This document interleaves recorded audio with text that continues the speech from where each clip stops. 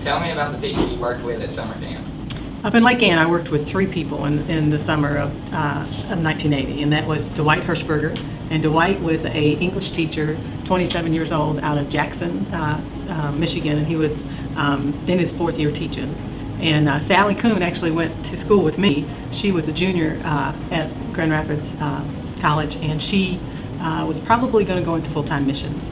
And then Mark Tawby was actually one of Dwight's students who came up that year to work with us, and he was going to go into more of the mechanical engineering. So those were the guys there. Mark was 18, Dwight was 27, and Sally was 22.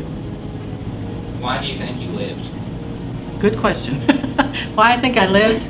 You go through a survivor's guilt, to be quite honest with you. You think that. I mean, I went through that for about 3 to 6 months, like, why me, Lord, and why did they not live? And I think, to be quite honest with you, I don't know if I'll ever have that answer till I get on the other side of eternity. The sky just absolutely beautiful. And then all of a sudden you saw on, like, the eastern horizon this huge black cloud. I mean, it was huge. It came over into the Bay Area, and then boom, it just went just crazy. I mean, all of a sudden we had wind, we had waves, from 3 to 6 foot waves. And of course it capsized the little canoe. And I can remember our one canoe just got tossed like a toothpick just across the wind. And all of a sudden that bright, beautiful day turned into a very violent day. And that storm actually stayed, once I researched it later on, about 8 to 9 hours in that channel. Now, we didn't have cell phones, or we'd have dialed, 911, but we were at the mercy of the water. And as we churned through there, that became a very dark, turbulent night. We had to last through the night. There were no ships that came through there. And as the storm stopped, the tide took us away from Drummond. And it pulled us into a place called Cockburn Island. So through the night, I had to last, and so did my friends. The storm actually took 2 of them into the waves, and they succumbed to the later stages of hypothermia. Mark was with me the last in the canoe. It was probably about 4 o'clock in the morning, and he actually kicked. And I think I had also kind of fallen asleep a little bit. And I grabbed him, put him into the canoe, got up over the canoe and rubbed his arms and legs and talked to him, and then somehow I got myself into it. And I can remember you just looked across the North Channel toward Cockburn, you saw a flashing red light, and I thought it was a lighthouse, but it ended up just being a big electrical box that was on the island with a switch on the other side.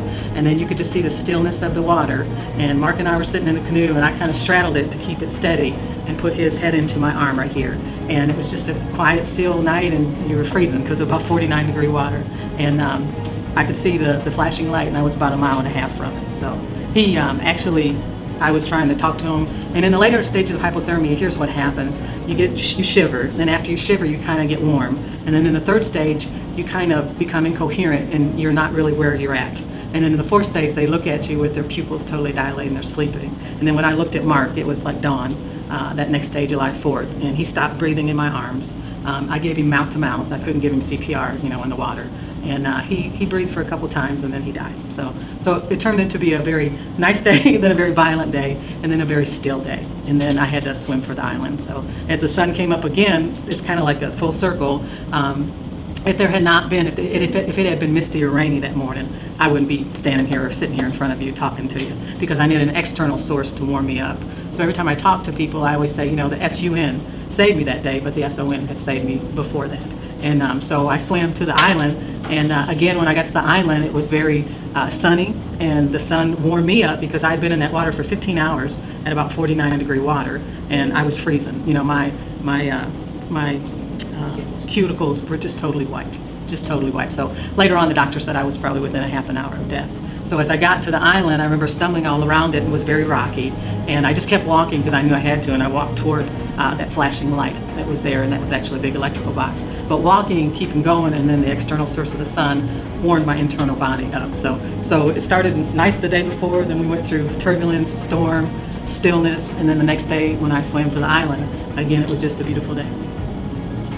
A couple from Flint, Michigan found me waiting on shore because I'd come back right where I was at when I'd walked 5.5 miles, 5.5 hours. I came smack dive off that mountain into, well, I should say Mountain Hill. It's not like Kentucky, but I came down and there was a canoe, and they rescued us or rescued me, and they took me into Cockburn Island. And then the next day, I flew into a place called Alpena for customs in Michigan, then over to Traverse City. Well, when I was in Traverse City, you see, I was a young girl. I was only 20. I just turned 20, and it's very, what had just happened was something I had to process. It was, it was very hard when you lose 3 friends in one night. And I got into this hospital, And I always tell when I talk, this gentleman came in, and he was an emergency room doctor, and this guy was drop dead gorgeous. I remember that. And I just thought, woo, I'm alive. And at any rate, I looked at him, and he was just looking at me. He was looking at my chart. Then he started walking back and forth next to that gurney. And my mother was in the room there, and all these nurses were around in the emergency room, and you could hear him saying, hey, that's that girl.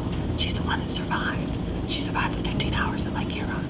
And you could hear them whispering around you, and you're trying to digest that because you're the one. It's almost like you're on Reader's Digest. You're the one that they're talking about. And that guy, I kind of referred to him as Dr. Dreamy, and he said, Cheryl, you're not supposed to be here. Do you know that young lady? You were supposed to have died 2 nights ago on Lake Huron. You're not supposed to be here. And he kept walking back and forth. And to be honest with you, it was kind of getting underneath my skin because I was like, my goodness, I'm exhausted here. Remember, my mom got up, and she started walking toward me, and I finally had enough. He just kept looking like, my gosh, this is 49 degrees. You should have died, young lady, in the hospital.